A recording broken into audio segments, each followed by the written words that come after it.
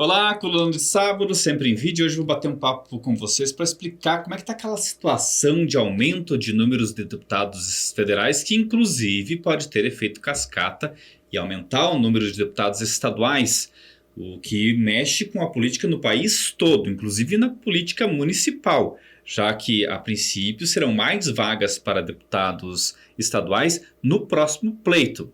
Bom, mas para a gente chegar nesse ponto é preciso entender que existe uma determinação pela legislação, pela Constituição, que sempre que é feita a recontagem da população, mediante o censo, e foi feito isso em 2022, com dados divulgados em 2023, quando você tem então uma mudança no número de habitantes no país distribuídos por estados, tende a haver uma redistribuição de vagas no Congresso Nacional, na Câmara dos Deputados. São 513 vagas divididos proporcionalmente entre os estados brasileiros, e quando eu digo proporcionalmente é conforme o número de habitantes. Mas quando há um aumento no número de habitantes, é preciso criar mais vagas para deputados federais. Assim como quando há uma diminuição no número de habitantes, é preciso, manda a Constituição, reduzir o número de deputados federais.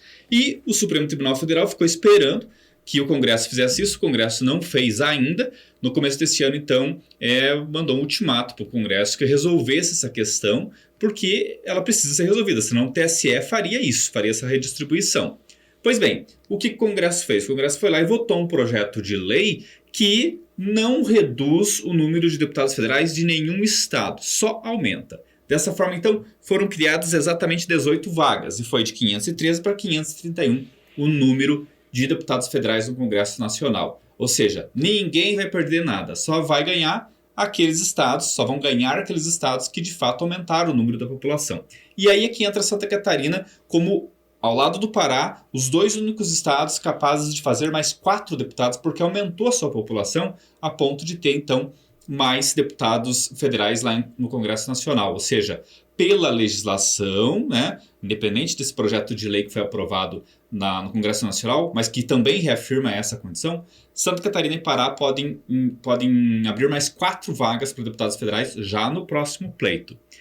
Isso é interessante já do ponto de vista da disputa federal, porque aumenta a representatividade do Estado e também aumenta as possibilidades de se eleger candidatos aqui em Santa Catarina, o que, claro, bate na conjuntura municipal. Por exemplo, a gente aqui teve deputado federal lá nos anos 90 com o seu Acácio Pereira, que por acaso, né, ou por coincidência, teve a sua nora, a Norma Pereira, como suplente de deputada federal no ano retrasado.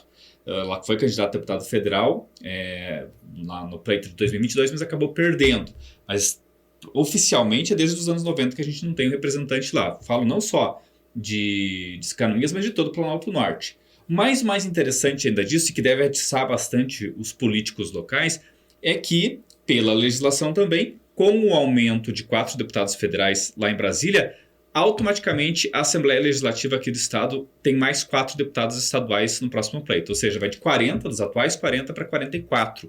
Também isso chama muita atenção nas cidades, nas regiões, porque pode ser que daí venha então um candidato que emplaque com menos votos, já que quando você aumenta o número de vagas, né, na Assembleia Legislativa, abaixa um pouco a régua, ou seja, o número de votos necessários para entrar tende a diminuir. E aí então aumentam as esperanças, por exemplo, de Juliana Maciel Hoppe, aqui de Canoinhas, que é pré-candidata a deputada estadual, do Emerson Mas lá em Mafra, que é pré-candidato a deputado estadual, e outros nomes que começam a pipocar aí. O PT quer lançar um nome, né, para deputado estadual. Há também aí conversas de outros partidos, o MDB principalmente, que pode lançar Tati Carvalho, que já falou aqui nessa mesa que ela se coloca à disposição do partido caso o MDB queira indicá-la para deputada estadual. É uma discussão bastante polêmica, porque o Supremo tende a barrar esse projeto de lei aprovado na Câmara dos Deputados, mas que precisa passar pelo Senado para virar lei,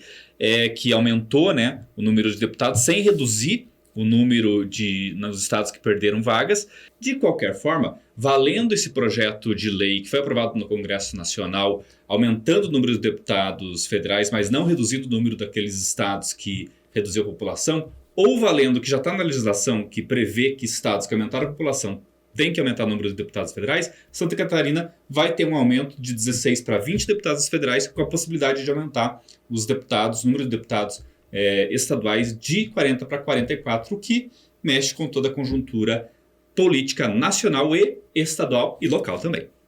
Até a próxima.